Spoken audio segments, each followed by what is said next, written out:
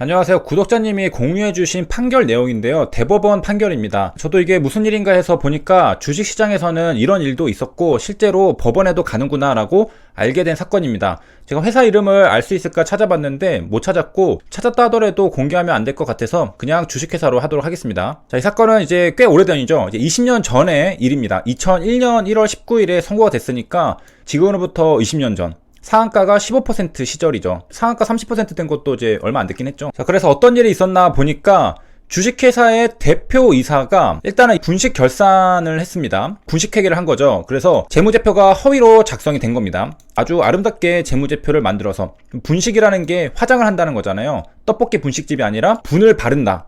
그 분입니다. 그래서 아주 아름답게 재무제표를 만들어서 이 허위 재무제표에 기초해서 사업보고서를 증권거래위원회나 증권거래소에 제출했습니다. 자, 그러니까 대표이사가 처음 시작부터 재무제표를 조작했죠. 그 다음에 여기서 끝나는 게 아니라 불확실한 사업 전망, 예를 들어서 계약할 것이다, 아니면은 바이오 쪽에 그런 게 맞죠. 바이오 사업을 하겠다, 그렇게 사업 전망을 마치 확정되었거나 곧 착수할 것처럼 공표를, 그러니까 인상시험을 하겠다 이런 식으로 공표를 하면서, 예를 들어서 그렇다는 것이고, 그러니까 한마디로 미래에 확실하지 않은 건데 이제 곧 할 것처럼 임박 이제 곧 하겠다 막 그런 식으로 공표를 했는데, 그 내용을 신문 보도나 유인물을 통해서 홍보를 하였습니다. 그러니까 여기까지 요약을 하면요, 허위 재무제표로 사업보고서를 작성해서 증권거래소에 제출한 다음에 이 불확실한 사업 전망을 신문 보도나 유인물을 통해서 홍보를 했습니다. 그러면은 재무제표도 좋아 보이고, 그리고 이런 장밋빛 사업 전망을 보면 사람들이 매수를 하겠죠. 그래서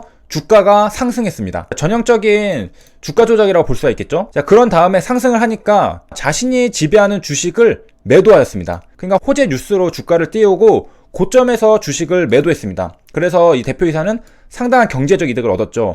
자, 그러면은 자기가 팔았던 것은 시장에 알려질 거 아니에요. 지분이 줄어들게 되니까 이것을 어떻게 채웠냐? 미리 사모 전환사채를 인수했습니다. 그래서 자기가 매도를 하고 나서는 이 전환사채를 주식으로 전환해서 지분율을 유지한 겁니다. 그러니까 사모 전환사채는 발행가가 굉장히 가격이 낮은 경우가 많잖아요. 싸게 주식으로 바꿀 수 있습니다. 그러니까 자기가 가지고 있던 주식은 고점에서 팔고 싸게 인수한 사모 전환사채를 주식으로 바꿔서 자기 지분이 그대로 유지가 되는 것처럼 그렇게 꾸몄다는 거죠. 그래서 결과적으로 사모 전환사채 발행가랑 고점에서 매도한 가격 차이만큼의 경제적 이득을 얻은 거죠. 거기에 곱하기 주식수를 하면은 총 수익 금액이 나올 겁니다. 그러니까 다시 한번 사모 전환사채 발행가와 매도했던 가격 차익만큼을 수익을 본 겁니다.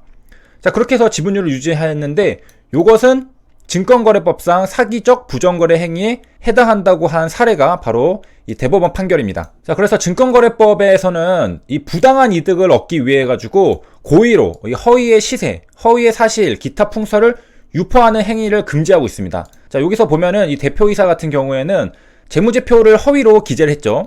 자, 여기 일단 걸리고, 그 다음에 조금 애매하긴 하지만은 불확실한 사업 전망을 마치 확정적으로 곧 착수할 것처럼 공표한 것은, 이런 것들이 신문보도나 유인물을 통해서 홍보가 됐죠. 타인에게 오해를 유발하게 함으로써, 지금 확정이 아니고 착수도 할 게 아닌데 마치 지금 할 것처럼 말했으니까 타인에게 오해를 유발할 수 있죠. 그렇게 해서 주가가 올라갔습니다. 그래서 재산상의 이익을 얻었죠. 이런 것들을 금지하고 있는 게 바로 증권거래법인데, 자, 이런 것이 바로 사기적 부정거래 행위입니다. 그래서 이런 것들은 다수인에게 영향을 미치고 증권시장 전체를 불건전하게 할 수 있기 때문에 문제가 되는 부분이라 할 수 있겠습니다. 그래서 이렇게 지금 법원까지 가게 된 거죠. 자, 그리고 이게 대법원까지 올라왔다는 것은 상고를 했다라는 건데요. 상고가 기각이 되었습니다. 자, 이게 무슨 말인지를 좀 알기 위해서는 우리의 심급 제도를 좀 봐야 되겠는데요. 우리는 3심제입니다. 그래서 1심 지방법원에서 판결을 내리고요. 만약에 불만이 있다면은, 내가 1심을 따르지 않겠다면은 항소를 할 수 있습니다. 항소를 하면은 2심 고등법원으로 올라가게 됩니다. 자, 그 다음에 요 2심 고등법원에 또 내가 좀 만족스럽지 않다 그러면은 이제 상고를 할 수 있게 되는데요. 그럼 30 대법원까지 가게 됩니다.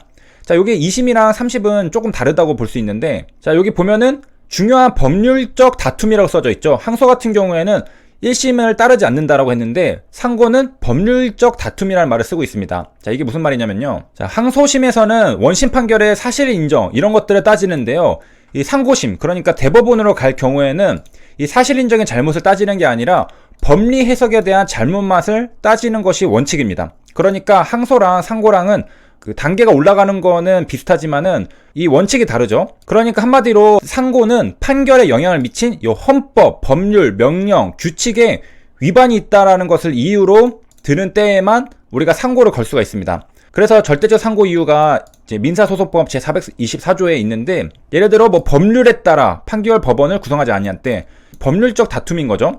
그래서 또 법률에 따라, 그래서 이런 것들, 판결에서 뭐 이유의 모순이 있는 때, 이런 것들이 있을 때 상고를 할 수가 있습니다. 자, 그 다음에 이제 대법원 상고 관련해서 재밌는 게 두 가지가 있는데요. 이 정치인들 같은 경우에는 공직선거법, 정치자금법으로 당선 무효형이 선고될 경우에는 무조건 상고해서 대법원까지 간다고 하는데요. 그 이유는 당선 무효가 된다는 것은 이제 얼굴을 못 들죠. 정치 생명이 끝난다는 거랑 같기 때문에 끝까지 싸워본다는 거죠. 어차피 기각될 거 알지만 그래도 몇 달에 더 연장을 해볼 수도 있고, 그래서 끝까지 버텨서 어떻게든 이제 살아보겠다, 약간 그런 거라고 하고요. 그 다음에 민사소송 상고가 폭증하는데 여기에 상고왕이 있습니다. 무차별 소송왕이 있다고 하는데, 요 실제로 혼자서만 6,000건을 쏟아냈다고 합니다. 이게 지금 어느 정도 비중이냐면 상고 중에 거의 절반 정도가 이 A씨라는 사람이 제기하는 거라고 합니다. 그래서 엄청난 사람인데 민사상고심에 혼자 6,000건을 쏟아낸다고 합니다. 2019년 9월 19일이니까 1년 정도 된 기사입니다. 아, 그분이요 알죠라고 하는데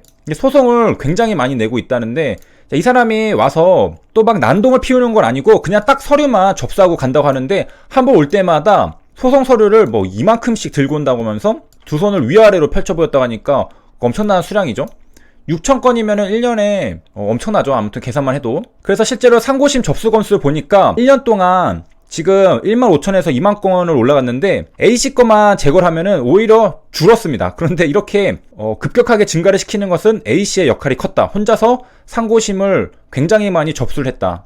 그래서 한 해에 대법관 한 명이 4,000건을 처리한다고 하는데 A씨는 6,000건을 소송을 내니까 대법관 한 명을 자신이 온전히 쓰고 있는 거죠. 그리고 웃긴 게 A씨가 내는 소송 상대는 다양하다고 합니다. 뭐 국가를 상대로도 하고, 보험회사, 운송사업조합, 뭐 새들어 사는 집주인, 택시기사 다 피고가 됐다고 합니다.